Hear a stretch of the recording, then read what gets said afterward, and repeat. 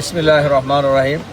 সম্মানিত সাংবাদিক বন্ধুগণ, আপনাদের মাধ্যমে আমরা গোটা দেশবাসীকে অবহিত করছি যে এই সরকার ক্ষমতায় আসার পর থেকেই জনগণের বিরুদ্ধে অবস্থান নিয়েছে। একসাথে দুটি নির্বাচন হয়েছে গত 12ই ফেব্রুয়ারি। একটা হলো জাতীয় সংসদ নির্বাচন আর একটা হলো গণভোট। এবং আপনারা ইতিমধ্যে লক্ষ্য করেছেন যে নির্বাচন কমিশনের পক্ষ থেকে দুইটি শপথের কথা বলা হয়েছিল। একটি সংস্কার পরিষদের শপথ আর একটা হলো জাতীয় সংসদ সদস্য হিসেবে শপথ। শুরুর থেকেই বর্তমানে যারা এখন সরকার গঠন করেছেন বিএনপি, তারা সংস্কার পরিষদের শপথ গ্রহণ করেন নাই। আমরা বিরোধী দলের সদস্যরা দুইটি করেছি। সবচেয়ে এখানে সিগনিফিকেন্ট বিষয় হলো যে গণভোট হয়েছে, সেই গণভোটে বাংলাদেশের প্রায় 70% মানুষ গণভোটের পক্ষে রায় দিয়েছে।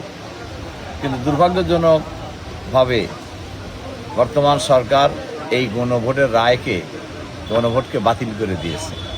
শুধু গণভোট নয়, ইতিমধ্যে আপনারা লক্ষ্য করেছেন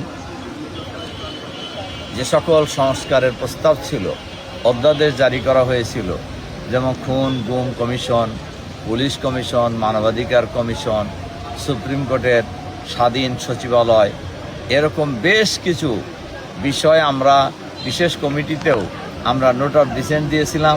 আমরা পার্লামেন্টে কথা বলছি। সরকার সংখ্যাগরিষ্ঠতার জোরে এই মৌলিক বিধানগুলিকে তারা ল্যাপস করে দিয়েছে, বাতিল করে দিয়েছে। এবং যেমনটি আমাদের এই মাদ্রাসা মাঠের জনসভার বাস্তবায়ন কমিটির যিনি সদস্য সচিব, রাজশাহী মহানগরী জামাতের সেক্রেটারি ইমাজউদ্দিন মণ্ডল, তিনি বলেছেন যে আমরা দ্রব্যমূল্য এখন বলা যায় লাগামহীন।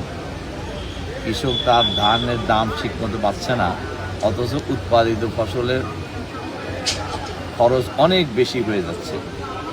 এদিকে জিনিসপত্রের দাম হু করে বৃদ্ধি পাচ্ছে। ফারাক্কাবাদের কারণে পানির যে ন্যায্য হিস্সা বাংলাদেশের মানুষ পাচ্ছে না। এই সব মিলে আগামীকাল যে জনসভা হবে, আমাদের ধারণা আপনি লক্ষ্য করছেন যে জনসভার প্রস্তুতি অলমোস্ট কমপ্লিট। এবং এই জনসভা হবে ঐতিহাসিক জনসভা ইনশাআল্লাহ।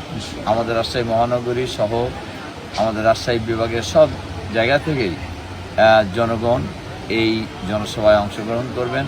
এবং আমাদের ধারণা রাজশাহী মহানগরী এবং আশেপাশের এলাকার ব্যাপক লোক সমাগম হবে এই মাদ্রাসা মাঠে আগামী দিনে ইনশাআল্লাহ, যারা আপনারা থাকলে দেখতে পাবেন ইনশাআল্লাহ। আপনাদের সবাইকে ধন্যবাদ।